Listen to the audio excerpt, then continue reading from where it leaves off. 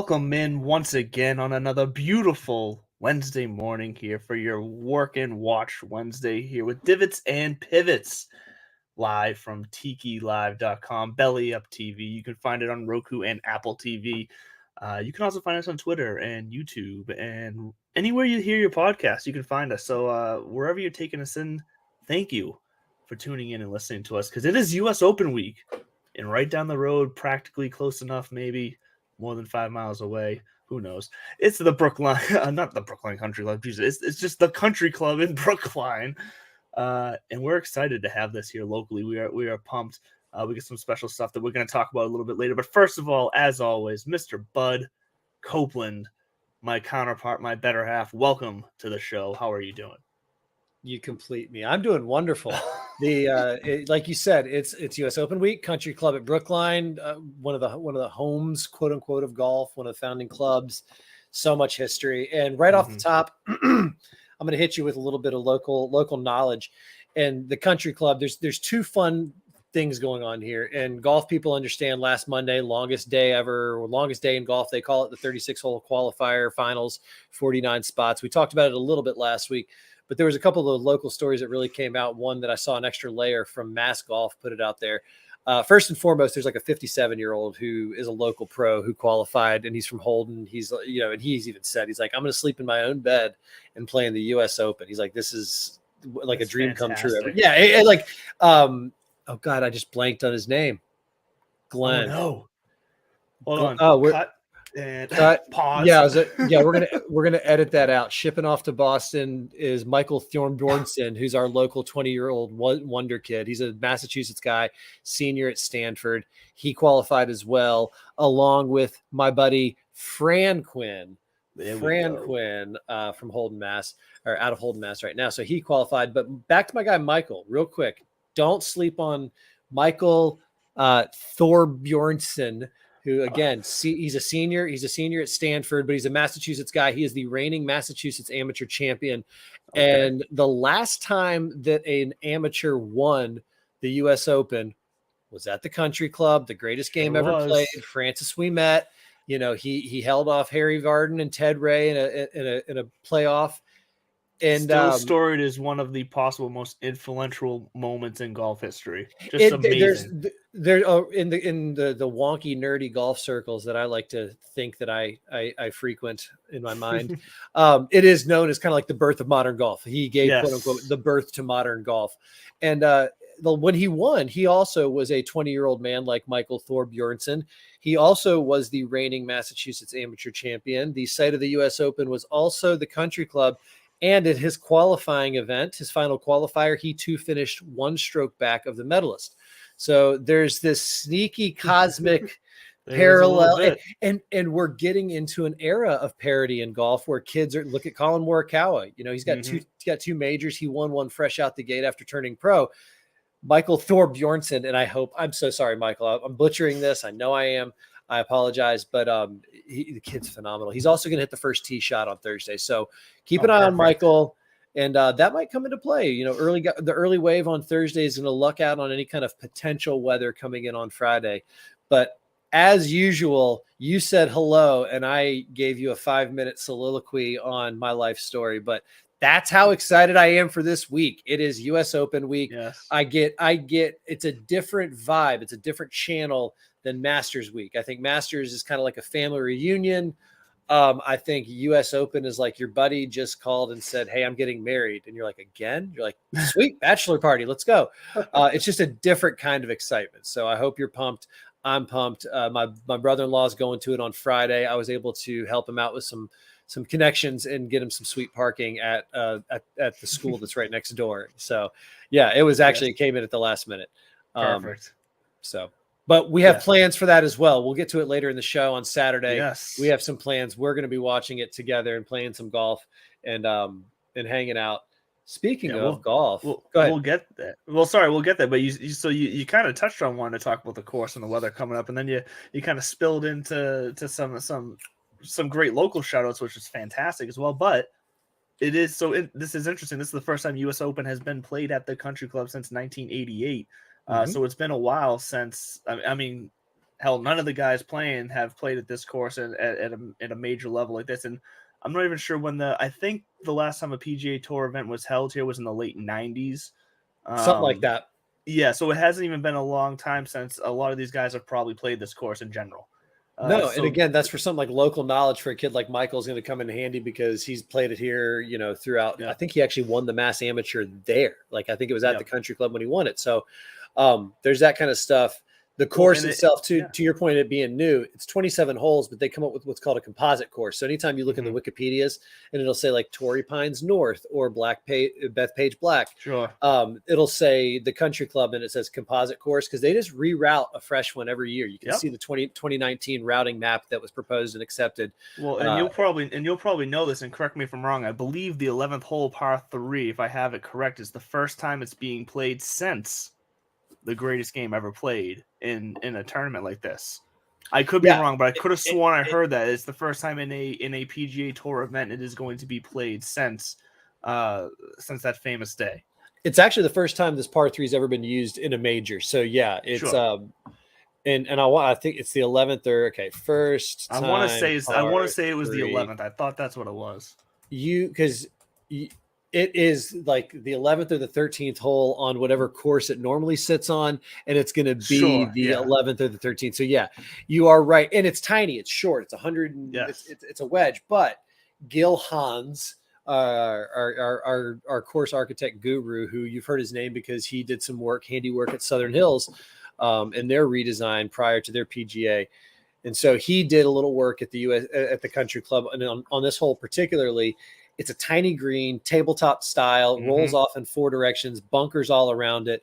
And that's the whatchamacallit. I'd say that's the scuttlebutt on the course right now. If you go on YouTubes or Instagrams or the TikToks and you see the players and what they're doing that thing where they drop a ball right, from their knees and it disappears in the rough and you can't see it, or they just drop a ball and it rolls 150 yards back into the fairway. That's the kind of test they're facing, which is why this week there are certain stats that we'll get into later that are just it's almost like you really can narrow down the field pretty quick, and then from there we're going to get into some of that strokes gained, home lifestyle stuff that I love to get into. Kind of like last week at the RBC. What I tell you, folks.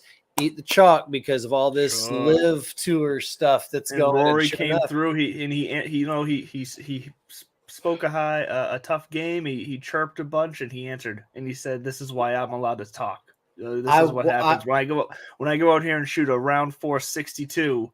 You can shut up and listen to what I gotta say." Dude, I mean, and his 62 almost got trumped by Justin Rose's. He shot 60. He shot 60 with 3 bogeys. So I mean, I definitely think that there were some shots fired.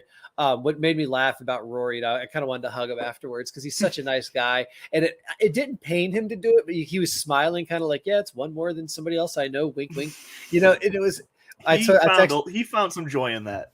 Of course he did, and he was doing it for more than himself. He was kind of saying like, there is glory in what we do here, and what we do here matters, including you, Greg. Like, hey, your legacy is not going to be defined by this. It's over here, and you're continuing it into this realm that you have to accept. It's now part of you.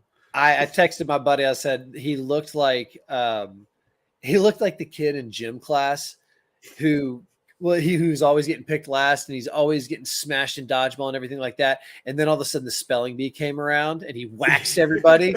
And he's like, look at me now, Greg. Huh? Who's the shark now?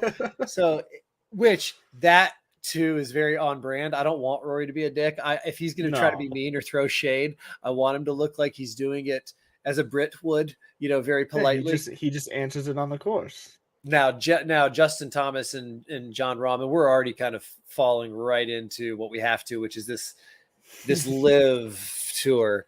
I was gonna say, well, maybe we do the live tour. I'm not, because I don't want to miss. I don't want to.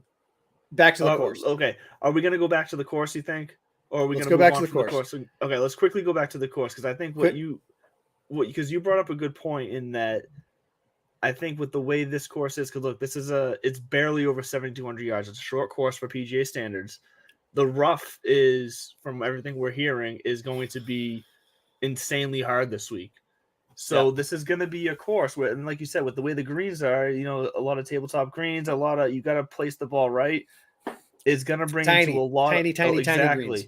A lot of guys who have some knowledge of this course are going to have a shot this week to at least make the cut. Now, I'm not telling you your boy there, Michael Thomas Bjorn, whatever his name was. I apologize. I just can't. Thank you. It's just Michael Thornbjornsson. Thornbjornsson, that's it. I'm not telling you he's going to come out here and win, but would it shock me if someone like that, who has a history of doing well in this course, is low amateur, makes the cut? Like, not at all. Like, there's going to be value out there, and you're going to have to find guys who can really surgically play this course this week, because if you're in the rough, you're dead. Yeah, it's gonna the local knowledge will help. Unfortunately, nobody, like, this is also, the country club is not kind of like Southern Hills where, like, hey, yeah, everybody come on in. I mean, it's a pretty tight knit group. Yes. It's not like it's not like anyone's a member here. Like, none of the big names are members here. I'd actually love to know if any of them are, right. Like, they kept Brady on the ropes until he brought home, I think, the 5th Super Bowl. That's when they were like, okay, all right, now you're welcome. No, but it's gonna be fun. You got to hit the fairway, and then you got to be able to putt. And here's something else. Here's a sneaky little kind of detail. I didn't see this until recently. POA greens. We're back on POA. East Coast POA. I didn't think we'd see, you don't see it too much. It's a little different. But then again, the only reason I mention that is because I do associate, we've talked about this before, some of the West Coast guys who can tap into that in moments of stress. What's that muscle memory coming back to, when it is, Daniel Berger, Patrick Cantlay, Xander Schauffele, guys like that. So I think it's going to be, I'm so looking forward to it. I played golf with a guy last weekend who he's a lawyer, and he said that there was about 10 years in a row in the early 2000s that he had a client who would bring him out there 4 or 5 times a year to play. And he said it's absolutely worth it. It's up there with like Pine Valley or anywhere else where if you get the invite, you almost have to drop what you're doing and go. Sure. So it's going to be fun to get back there and see these guys get pushed around a little bit. I'm not going to lie, because that's what the U.S. Open is always about. It's supposed to be. It's so interesting because you get the two dynamics where it's the Open to where so many people can qualify, where you have so many amateurs mixed into it, where it feels like the most accessible major out there, but at the same time, it also feels like, it doesn't feel like it is the most accessible major out there, but at the same time, it also tends to play as the most brutally challenging one. It's these two dynamics that you feel like shouldn't go together, but just it works. It like, I gotta love what you're pointing out. It's kind of one of those things. The most accessible thing is also the most exclusive prize. Yes. And when you talk to, that's why I'll go ahead and tease it right now. I'm in love with Brooks. Koepka at the U.S. Open for many reasons, but also he does have a switch that back-to-back winner. He finished, and then he was runner-up like the year after. So he doesn't mess around. And he knows what he's another one. He's pissed, and it's not the money. I think we've seen it. Okay. Charles Schwartzel got $4.78 million, and okay, cool. So here's my thing on the Live Tour, and I'm going to go ahead and make my statement. I pledged my allegiance to the PGA Tour on this show early. Yes. And I was super excited to see the Live Tour on Thursday. It was fun to watch. I enjoyed it. And then that was that. I don't care. I didn't watch it Friday. I didn't watch it Saturday. I didn't find myself looking to tune back in after that. No, not out of protest or anything. I saw the course, cool course, nice, beautiful place. Centurion Club, of course, it'd be a dope place to play. I am a sucker for gimmicks and exhibition style stuff. So I did enjoy that format of the pros going off in a shot. So there is that accessible kind of, like, I'd love to see some style of a tournament or two at the shotgun start here in the States, just to mix it up, because I did find that a draw. Couldn't care less about the team aspect. I really don't think these guys were making decisions based on the team. I thought the team aspect was going to play more, like, have a bigger role in the tournament, honestly, and it really didn't. Everybody was still playing as individual golfers, and I'd be more interested if it was a blind draw after the fact. You know what I mean? Kind of like everybody go play, and then we're gonna blindly pair you all up, and we're gonna see where you land, and that's like a bonus pot. That's that side kind of inspiration of play your best because you never know. You don't know who you're getting played. I would take that from it, but that's all I took from it was like, wow, that was fun to watch, and then moving along. And when you saw the kind of reactions that the guys are getting this week now. You and I talked a little before we got on the air here that Phil, it was his birthday. It was his birthday yesterday. So he was getting the love from the crowd. We love you, Phil. We're here for you, Phil. Pause. The USGA is not going to allow you to protest, heckle, hassle, whether it's about the Saudi government or anything. Whether it was, it doesn't matter. They're not going to tolerate it. So there's already that hard line of not even anybody's going to step out of line. Nobody's going to risk it. Yeah. All right. So there's that. And if they do, they're going to get escorted out. So, and I'm not excusing anything. I'm just saying Phil went out there Monday and took his lashings from the reporters, did it again on Tuesday, said all the right things, looked defeated. He's not, I think it's kind of like Bryson came out and said his piece of this was a business decision. I respect everybody's position to feel how they want to feel. And here's my take on it. Okay. All right. And you reap what you sow and you're taking. There's nothing else to be said. It's just the fact of the matter from both sides. Everyone can have their opinion. And that's the bottom line. It's all that has to be said. I liked seeing the fans kind of say, hey, Phil, we're here for you because who the hell are we to judge them? Oh, you like Phil? He went to the Live Tour. So you like Saudi-backed MBS sponsored murder? Like, okay, are you? So if Nike calls me up right now and offers me a deal and offers me 5 times what I'm getting paid at my job right now, am I gonna get shit on by the crowd because I took the money? So and so I do. I understand the Brandel Chamblees and the golf journalists and the sports journalists and just journalists. This is a story. It's a real story. It's a geopolitical story, which is why we're not talking about it too much because we're not journalists. But it's our sport. So it was good to see that Phil got that. Glad to see that these folks are asking the questions they want to ask. They have every right to ask them. The players have every right to answer them or not answer them. There was more telling action to me when I read the piece that Jordan Spieth walked over to Billy Horschel and said, congratulations on the win. Good job. Play well out there this week. And a couple people who were standing around said that Kevin Na was standing there and locked eyes with Jordan to give him a head nod, just like, hey. And apparently Jordan just stared at him, turned, walked away. And I'm like, okay, there's some I think between the players there is some tension. Some of them, not all of them, but I think between the players there is some tension. I don't blame them. I mean, you're potentially messing with my money, and that exactly. One way or the other, you could say that from either side, from either position of either player, for sure. So that makes sense with this tension, right? So, here's the other part. Here's the flip side to that, and I think I've said this the whole time. I'm not anti new leagues or new opportunities coming up. And I'm not even so much hung up on the Saudi money part of it as I am, like I said, there was this quasi arrogance around it to where I think, you look at who's running it and where the money's coming from. What do you expect? Yeah. And the way they came out of the gate was the way they came out of the gate was put a sour taste out the right away in everyone's mouths. They cleaned it up. As they went on, they figured some stuff out, but it's hard to forget that sour taste to start. So we'll see how we'll see how the Live guys do this week. We'll see if this is their last U.S. Open. You never know. USGA left their language very much open to we're not going to take anything away right now, but that doesn't mean that they're not. I mean, these governing bodies can snap their fingers and change the rules tomorrow if they want to. So, and to be clear, they can all. The USGA, Augusta National, like all these groups that run these majors, they can all make their individual decisions separate from the PGA. They live in their own world when it comes to golf.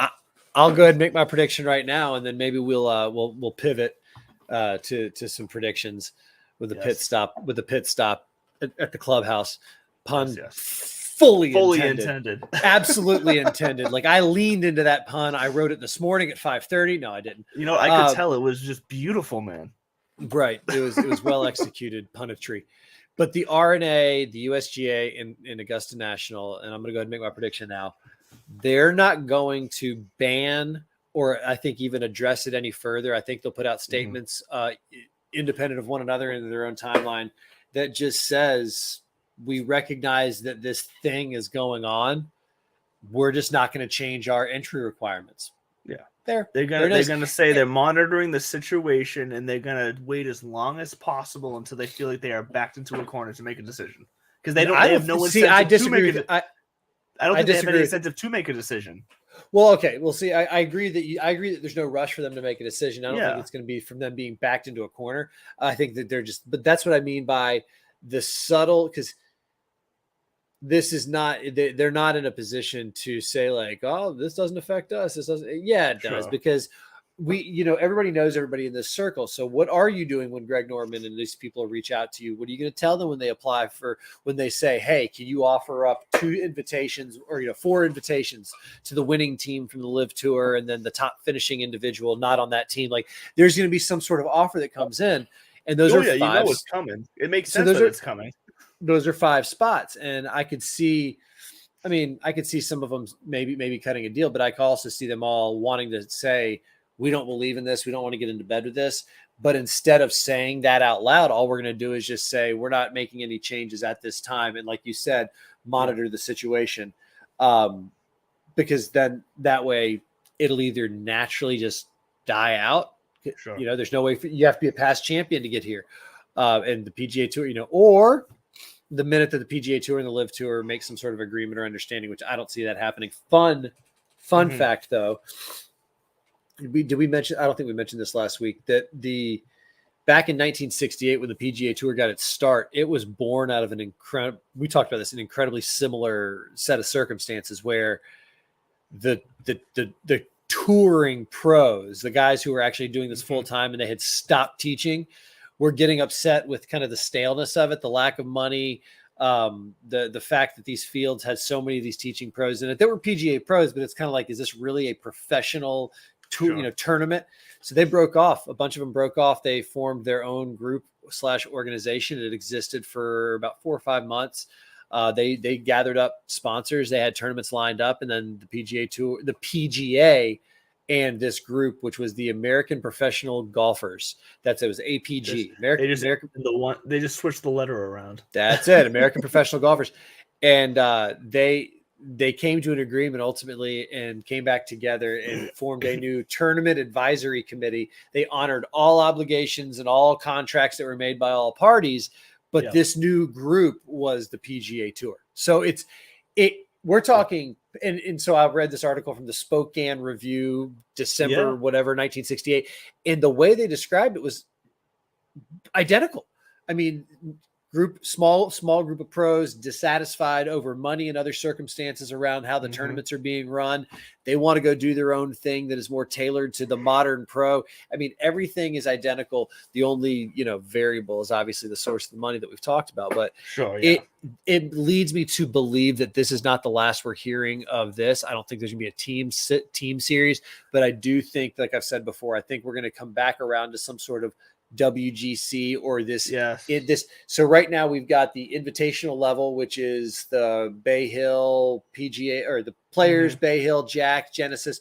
That's that level. That's the bigger exemptions. The normal PGA Tour wins, then you got the majors. And I think what we might find is that kind of another tier somewhere in there. That again, at the beginning of the year, you have got to have finished in like the top 60 of the FedEx Cup the previous year. And then if you're still within the top 60, you can qualify for these. There's going to be some sort of middle level in there. Yeah, it feels like it's just going to be an evolution of, like we said, something they already have in the WGC, something that is technically outdated for what the WGC was created for. Right. It just feels like it's going to transition into something that they now need more than they need the WGC, which makes sense. Which, from a business standpoint, you evolve. You make sense. It's not a bad thing for the PGA to do that. It wouldn't shock me. No, and I just don't know how this ends for these players. I don't know. It depends on how the money is structured. It depends on what the other requirements are, because I'll tell you what, the Saudi government or whoever this money's coming from is not paying Phil Mickelson $50 million a year to play in 8 tournaments and nothing else. There's going to be appearance fees. There's going to be, and that's that's the part that does kind of, what do you do when some of those favors get called in? Is this a kind of group that you can't say no to? You said it yourself to Shipnick, I guess, or Shipnick, that, these are scary motherfuckers. So what happens? Well, I don't know. I saw an amazing post earlier that was describing some of these some of the bigger names and where they are like 5 years from now, like your the year is 2034. Yeah. You saw my favorite one was Patrick Reed has disappeared and dismembered because he was caught cheating by a Saudi prince or something like that. Yes, and I was like, but could it? I mean, we're not wrong. So who the hell knows, man? So keep an eye on the local stories. Keep an eye on Michael Thorne Bjornsson. Keep an eye on the Live guys, and we're gonna bring back. I say bring back after the 1 week hiatus. We're going to bring back a little DFS. I spent my time in Fantasy National doing my homework. We already talked about the course earlier, the weather. There's nothing to really talk about. There might be a little bit of rain on Friday and Saturday morning that might interrupt play. Nothing. But this is also New England. It could also turn into 90 and sunny. You never know. Right. Well, and so I think it's time to talk DFS. I'm itching to do it. I've been looking at these numbers and these tiers, and then we're also come Thursday morning. Are we doing it Thursday morning, or are we gonna do it Wednesday night? Because Thursday morning, the first tee time is like 6:40. Yeah, so it's gonna be this afternoon, Wednesday afternoon, June 15th, Wednesday afternoon. We will be putting out our lineups that we will be pitting against each other, because that's what we're gonna start with this week with the U.S. Open. We're each gonna create a single lineup. And we're going to start kind of tracking who beats who each week, and kind of see where it goes. Because as we're 20 with the single player bets, Bud has not got a good record against me. He will be showing up to something we are about to talk about on Saturday with a 6-pack of tall ones for me, because Corey Connors came through for me and not for Bud. Not exactly. I bet him a couple. Yeah, no, you're right. But that does bring us to, so this Saturday, June 18th, it's Saturday 4 to 7 p.m. at the Clubhouse in Middletown, Massachusetts. If you are in the New England, Massachusetts area, come out and see us. We will be there, like I said, from 4 to 7. We will be on a simulator for that entire time. We will be set up. We will be doing a live show from 5 to 6:30 with special guests live on the air with us. And we will just be having a good time. We're going to be playing some holes together. We're going to be messing around. There's going to be a giveaway from Piper Golf. So if you go to piper.golf, you can check out their hats. We're going to be giving away a hat. Bell and I both have the Pipe It hat, but they also have another style of hat. You can go check it on. It will be your choice, whoever wins the giveaway, which we will announce later this week how you can enter that giveaway. But if you either come out or listen to the show that day between 5 and 6:30, you will be able to be entered into that giveaway. So make sure you check it out, whether you listen to us on the air or come check us out live. We're just going to be having a good time. We're going to be meeting some people. We're going to be walking around. We're going to be mingling.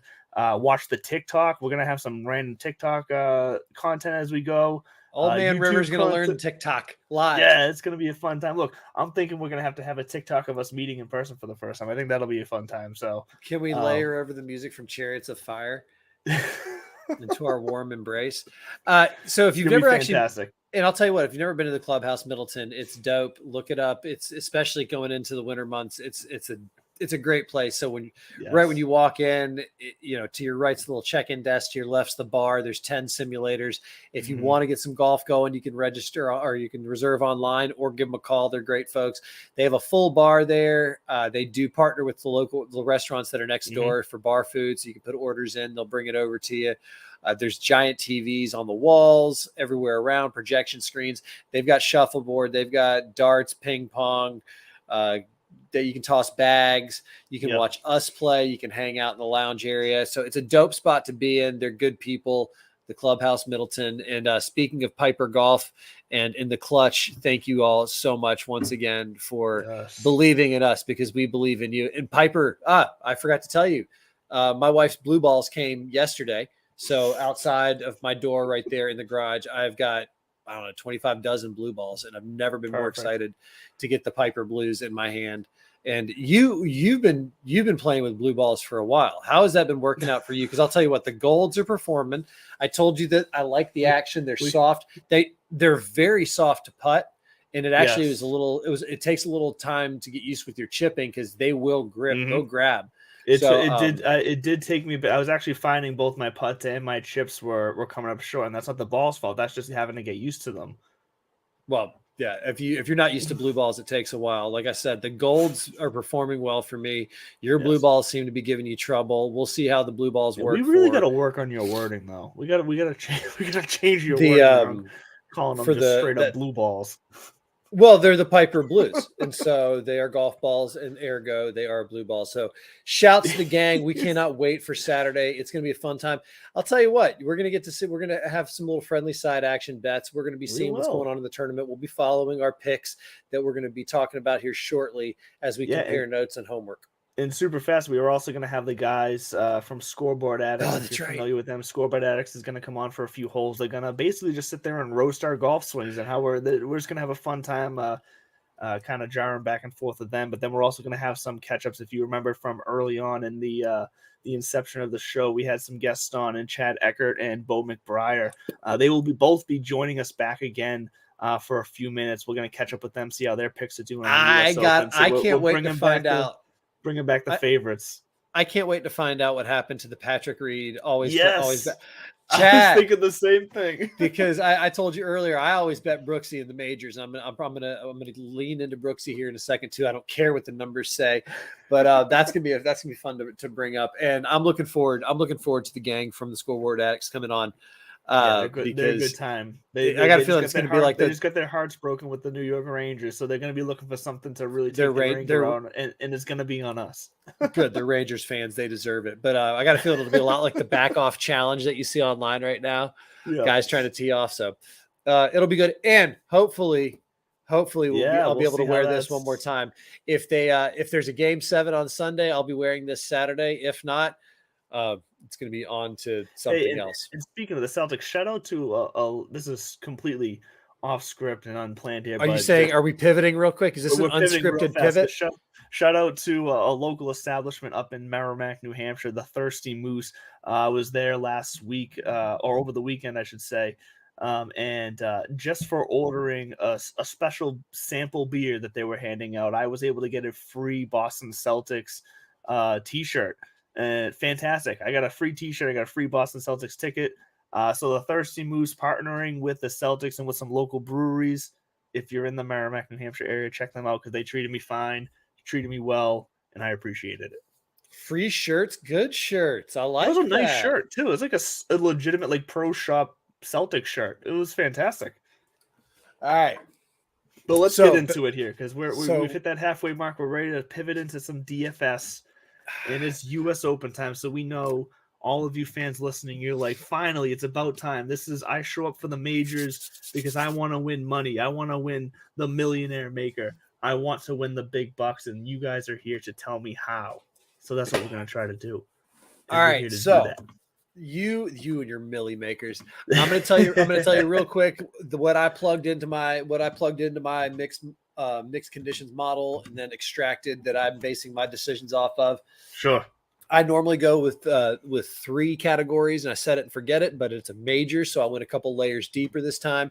And right now I am looking at strokes gained off the tee because, like we talked about, it's a U.S. Open. If you're not in the fairway, not just in play, if you're not in the fairway, you're automatically pitching out. You're looking at it. You're looking at just trying to save par, birdies out of or off the menu. So strokes gained off the tee, par 4s, 450 to 500, because there's 8 of them that are over 450 yards. So again, it's going to be really, really, really important that you know how to find the fairway and put yourself in position to score.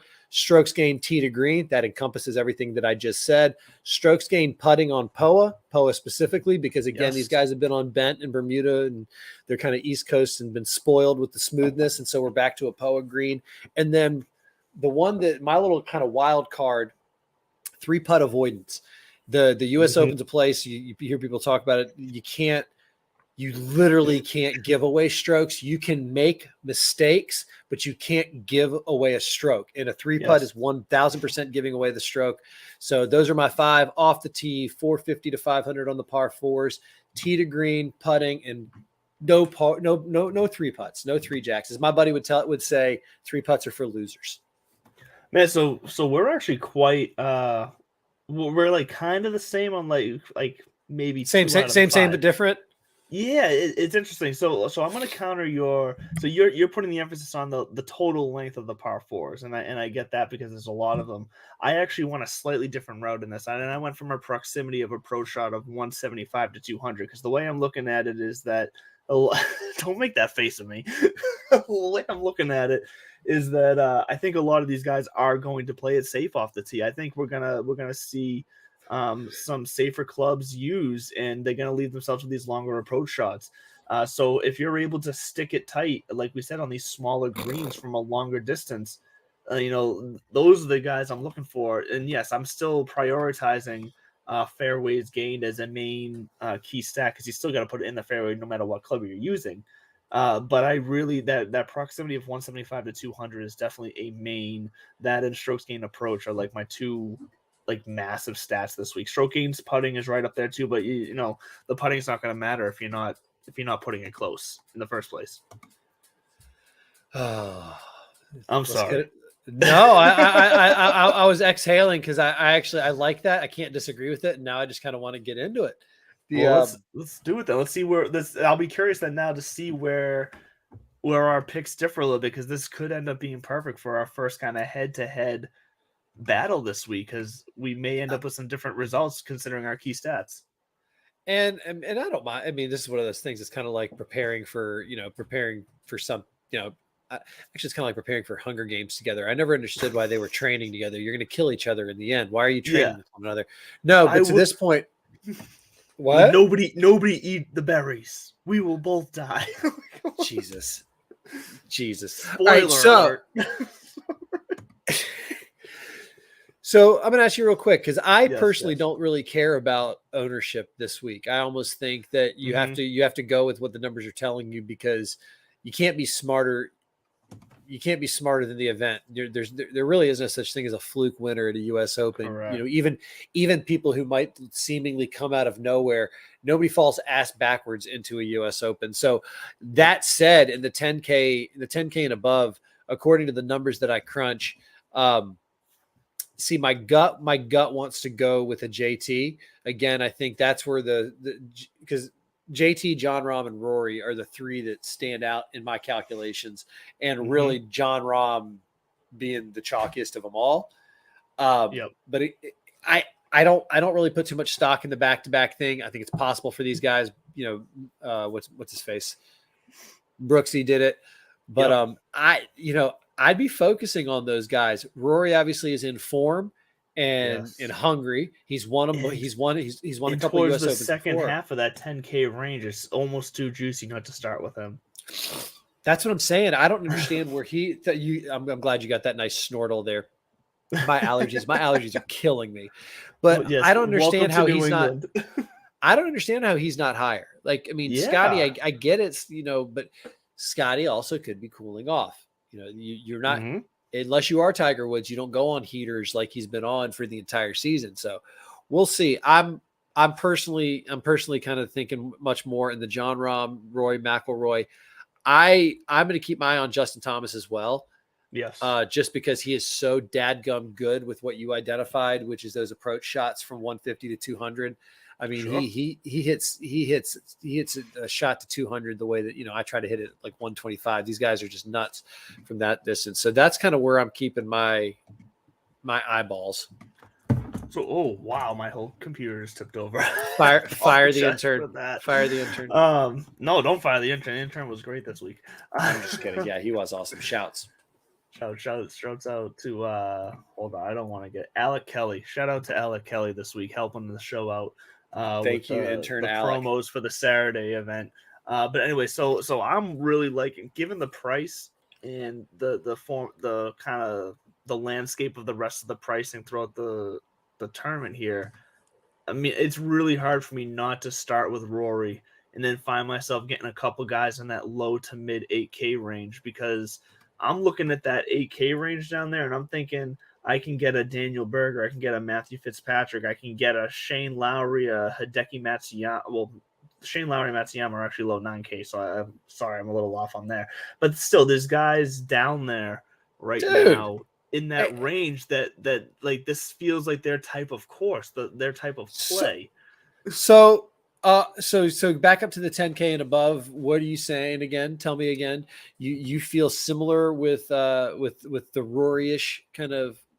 Yes, I agree with you that the three that I'm looking at there most is Thomas, Rahm, and McIlroy. Like, I 100% agree with you on that. Perfect.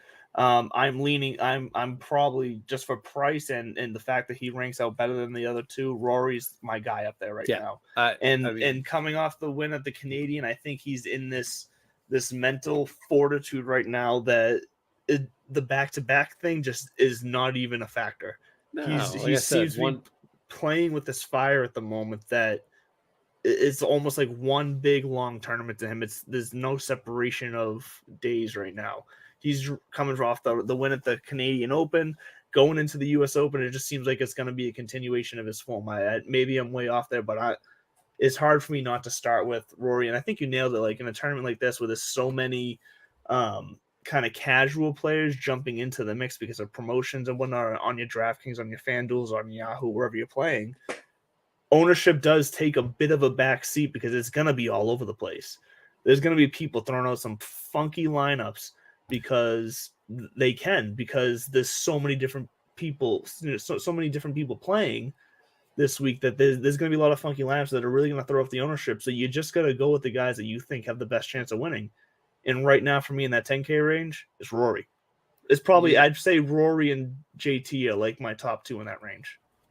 Perfect. You just the light bulb just went off as you were talking about it. You have to eat the chalk, because on a course like this, in a tournament like this, it's do or die. And if you have to hit the guys who are playing well. There's only going to be a handful of them, so you've got to make sure you nail them. And again, you can't outsmart yourself and think that you're going to supplant them elsewhere. So 10K, we agree. 9K. Here's the thing about the 9K range, because I'm with you in the sense that I breezed past it kind of quickly after the 10K, because 10K was so juicy that I almost locked in immediately on one of those guys. Like, I know I'm gonna snag something here. I'm gonna plant my flag up here. It's a chalky week. It's tournament time. It's major time, which almost forces you to skip 9K, because if you go 10 and 9, then you're really handcuffing yourself, and then you got to go dumpster diving. No pun intended. And because, like always, it's a major. Or no offense. The price ranges are deep, so if you're gonna go 10K, it's easy to skip the 9K range. So, nobody in 9K. Patrick Cantlay hits for my model pretty big. Mostly, I think it's the POA. He's great on POA. That means the Genesis. He's just West been Coast playing guy. So inconsistent recently. That's the problem. Will Zalatoris just I don't think so. But Xander's the other one that kind of pops for my model. But at 96, big in my model, he does. But at 96, I don't want to spend that kind of cheddar for him if I'm going to plant my flag at the 10K range. And I am going to go down to 8K, mostly because I already told the world I always bet on Brooks. Yeah, in the U.S. Open, if he's healthy, I want him there. But as you're talking about some of these other names, guys that pop on the model for me, Max Homa and Tony Finau. Tony just coming off of his week last week. Max Homa, I don't think so yet. Sam Burns is still top 20 in my model, and so is Daniel Berger. So, and Billy Ho's at 13, and Cameron Young's at 15. These are in my models. So I've got a lot there in that 8K range that has potential if I'm as smart as I think I am. And that's the key. Are we ever as smart as we think we are? I know I'm not. I don't know about you, but no, thank God I'm pretty. Yeah. Hey. That's for you to decide in your mirror, I guess. Mirrors never lie. So if I am gonna play a little action, obviously, like I said, I'm gonna be taking Brooks at 8,700. I don't care that he ranks shit on my models. I think it's U.S. Open, it's major season, and I really do think that he's going to play well this week. I think he's kind of seeing everybody else. John Rahm was out there. He made his stand, at the press conference. Rory got to win. JT got to chirp. Everybody else is chirping. Mm-hmm. Brooks finally went off at some reporter. He's like, why are you talking about something that happened last week? And the guy was like, oh, he goes, you can't drive a car looking in the rearview mirror, can you? And the reporter's like, nope, no, you can't. He goes, thank you. Anything else? And I'm like, yes, I want to see it. I want him to go out there and shoot the sexiest 71 that we've ever seen, because it's going to be a tough try. Hey, I'm not going to lie. I may have just made my lineup to go up against you. And it's a pretty good. I feel like it's a pretty sexy lineup, and I'm going to be, I am able to use your main guy against you and Brooks. I welcome it. I think that organically, if we independently actually did come up with the exact same 6-man lineup, then we are the greatest pair to ever exist in the Learned of podcasts. then I'm taking out a loan. We're putting it all on the line. Yes. No, but getting down into the deeper end where you do need to pick up some, shall I say, some, I don't know, loose ends. Louis Oosthuizen is a name that I might mess around with down in that 7K range. He's got a fantastic history at the U.S. Open. He always shows up top 10 the last 3 years. Yeah, so Louis is a guy that you can get down there in the 7K range. Mido, I don't sleep on it. I'm on. He's in my lineup. I'm on Mido again. And then, as always, Patrick Reed at 7,200. Boo! I just, could you imagine if Patrick Reed won this U.S. Open? Oh my God! What? I mean, that almost made me choke. You just heard that, everyone. I think that would break golf if Patrick Reed won this U.S. So here's the irony. Remember, it was like 4 years ago that he was Captain America. I know, right? Right? It really was. Oh God! Can we talk about someone who does in that low 7K range, who I think is going to go under-owned, who I think has the perfect game for this scenario, who hasn't been playing a lot recently. He finished 60th at the PGA Championship. Not a fantastic finish. Made the cut, but not a fantastic finish, obviously. Hasn't played since, but finished 13th at the U.S. Open last year, and that is at 7,300, Mr. Russell Henley. I don't mind a little Henley action this week, and I think I know we're not putting a lot of stake in ownership this week, but I want to, it's going to make me select more favorite players before it gives me, hold on, give me 2 seconds here. I got to star some guys. Good, while you're star Sungjae M for me while you're at it, because that's a guy I have my eye on in the 7K range. Oh, Sungjae, a name who hasn't been said on this show in a while. No, but I mean, he is top 10 off the tee. He's top 10 in that par 4 range, and he's at least top 45 in the putting. You want to know what ownership you can enjoy him at? What? Just about 18%. Chalk it up. You know what you can get Russell Henley at? What? 8%. Do you want to do a side head-to-head Henley against M for that 6-pack? Here's the deal. Okay. Here's the deal. Yes. I'm bringing a 12-pack Saturday.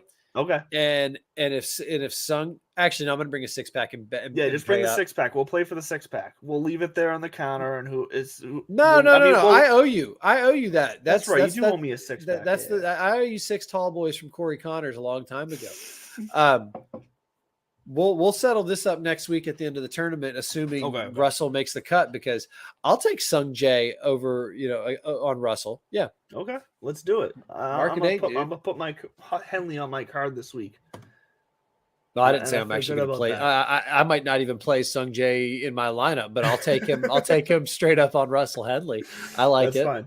That's fine. So before we, we're not really pressed for time, but I do want to just get your take on my lineup here, because you're gonna like your hand. Yeah, I'm gonna tip my hand right now. Why not? Yeah. Because you know what, you can be listening, and then just in a couple hours, we're gonna release these on Twitter, and you can go ahead and like and retweet them as well. So if you like my lineup, if you like Bud's, if you dislike either, just let us know. Hit a comment. We don't care if it's a positive or negative comment. We just want the love. We want to know that. We want to know that you're listening. I breathe vibes. Yes.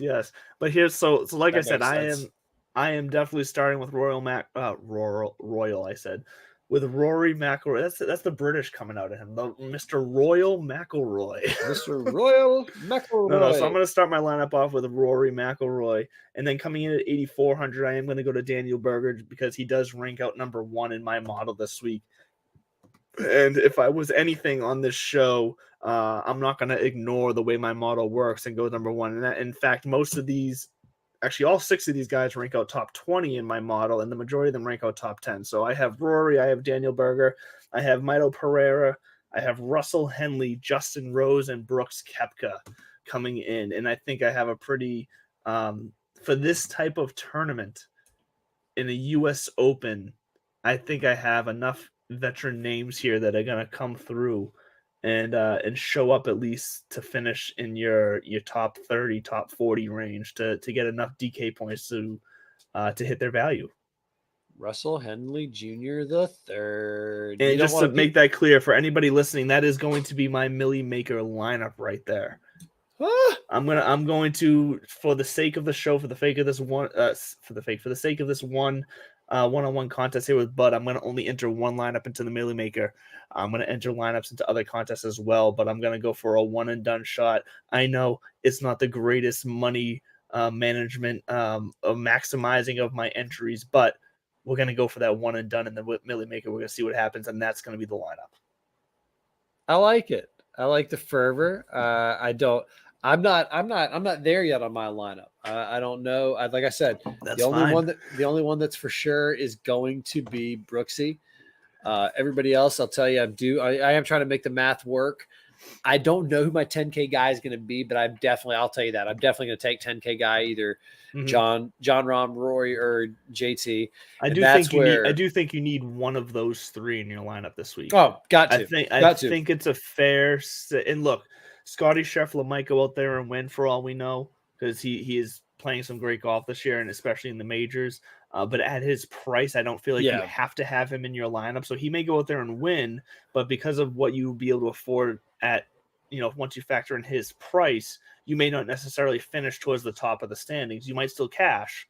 I'm not saying you won't cash with Scotty Scheffler, but with the savings you can get with your Rahm, Thomas, or McIlroy, I feel like one of those 3 is going to end up in, for instance, the millionaire lineup. So yeah, you got to take somebody in that 10K. I love, and that's the thing, is then I got a lot of love in the 8 and the 9. So I mean, I love me some Tony Finau. I love me some Brooks Koepka. And so it's going to be trying to find that combination of players that I really feel good about at the same time. I mean, if I could, I'll tell you right now, I'm looking for somebody right there on the line at 7K to really make me happy. A guy like Luke List is somebody where I'm like, maybe. I don't think there's a 6K player that I would play. I think it'd be fun. No one stood out to me. I think it'd be fun to play Phil Mickelson just to do it. He's another one. What if Phil wins the U.S. Open, gets his career? Here's my question to you, though. That would be the career Grand Slam for him, right? Career? Yes. Yeah, it would be, right? So what happens to the internet? What happens to the golf world? What happens to the haters if Twitter would blow up? Would people want to see it? Would people be rooting for him? Would people want him to fail because it serves you right? You take your oil. Look, I think when it comes down to Sunday championship golf, if it was Phil there going for the win, I think it would all balance itself out to where the golf fans would come out and say, we still would love to see Phil accomplish this. I think there would be a lot of support behind Phil to win this if it came down to him having a shot on Sunday.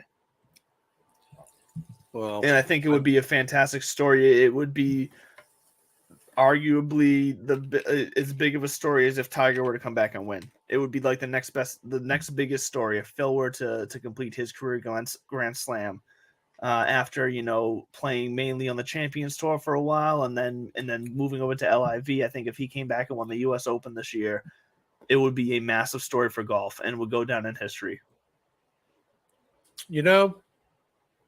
I've got a sleeper that I think is gonna end up rounding out my lineup. Is it Michael Thornbjorn or whatever his name was? Thornbjornson? No, I'd take Michael. Where is my boy? What's my boy at? Yeah, what's his price? I didn't even look it up when you mentioned him earlier. Thornbjorn. He's 6,200. Sleeper right there. Sleeper. It's not. I know it's not. Give me your real sleeper. No, that's why they call it a sleeper, because I still haven't pulled the trigger on it. We'll find out if I end up going with Kevin Kisner. So keep an eye out. Keep an eye out for Bud's lineup this afternoon, Wednesday, June 15th, for his sleeper pick. Look, check out his lineup close, because he's obvious. I have a sense we're going with some different lineup strategies here. I didn't plan on building my lineup live on the show here, but I like it. You know what? I put it together and I just liked it so much that I'm going to fire it off. And I'm the one over here drinking on the air. No, actually, I'll tell you right now, my sleeper, because I'm actually kind of proud of it. The more I think of it, and it is kind of going all in on one aspect and one aspect only. But when I think about a player who, if you take the bomber out of it, like you can be a bomber, and that doesn't mean shit this week. You know, I mean, unless you're Rory and you're a bomber who can hit it 350 with a tight little draw and onto a landing strip. Sure. But is Kevin Kisner. Because he still is top 10 in putting, especially he's 8th on POA, top 10 overall. And if this turns into if this turns into a short game fest, that's his bread and butter. If he can, and he's always talked about he's never going to win a major because Augusta's not set up for a guy like him. Well, no, it's not at 7,800 yards. Southern Hills, Kiowa at 8,000. This is set up for a guy like a Kevin Kisner who hits a 260 little fade mechanically every single time and can just find a fairway. And from a 150 in, that's where this game is going to be played. This entire major is going to be won 150 yards in, because guys, when they do miss the fairway, are going to have to get up and down from 120, 100 yards in just to save par. That's Kevin Kisner to a T. So he's a wild card in the sense that recent form isn't wonderful, but he also hasn't been shit in the bed. It's not like so I don't know. He might be the linchpin that frees up also $100 extra that then does some other things for me, that domino effect. Because I started looking down at the 6K range thinking, is there anybody down here? So Bulldog Nation, we might have to come together, not for Brendan Todd, but yes, we'll come back to Brendan Todd, but for Kevin Kisner at the US Open. You heard it here first. I don't hate the Kisner call out. Because look, the fact of the matter is he ranks out 38th in my model, so he's in that top end. So technically, I'm predicting him to make the cut according to my model. So I don't hate the Kisner. What makes me nervous about the Kisner pick is, like you said, the recent form is he's not necessarily playing great at the moment. But because of his putting and his strokes gained approach, he can definitely pull it together. It's all about if he can hit the fairway. And the fact that what we've seen out of Kevin Kisner in the past 3 years in the different U.S. Open formats, which tend to play, like we said, these tougher, more strategical formats, he's got two finishes, higher than 45th. I think it was like 49th and 55th, and then a missed cut in the last 3 years at the U.S. Open. He's a toss-up. If he puts it together, he's the type of guy who could surprise and jump into your top 10, top 20, and easily make your money back. So if you're looking for that shot in the dark, I don't hate it. We'll see. We'll see this come. We'll see coming up later on this afternoon, and then we'll see again on Saturday who is eating crow and who is popping bottles. And I will just say thank you again once to Piper for your wonderful product and everything you are doing to support us, and in the Clutch Apparel. As always, to the boys and girls at Fantasy National, and thank you so much, Mom and Dad at Belly Up, for letting me once again crash your party. Back to you in the studio, Andrew.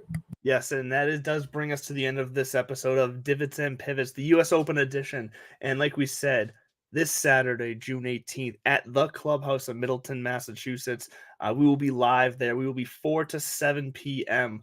You can come. You can play golf on the simulators with us. You can shoot the shit with us. You can watch us get roasted by the guys at the Scoreboard Addicts. You can hang out and watch golf with us. We're just going to be having a good time. And you can come or listen in and have your chance to win a Piper Golf hat of your choosing. We'll figure that out. We'll reach out to the winner and have them choose. But as always, come check us out. We will be live Saturday from 5 to 6:30, but we will be on location from 4 to 7 at the Clubhouse in Middleton. As always, check us out on tikilive.com, Belly Up TV on Roku and Apple TV, and everywhere you get your podcast, weekly, daily, however you choose it, take it in. We love you guys, and we will see you Saturday, June 18th. Have a great week, guys.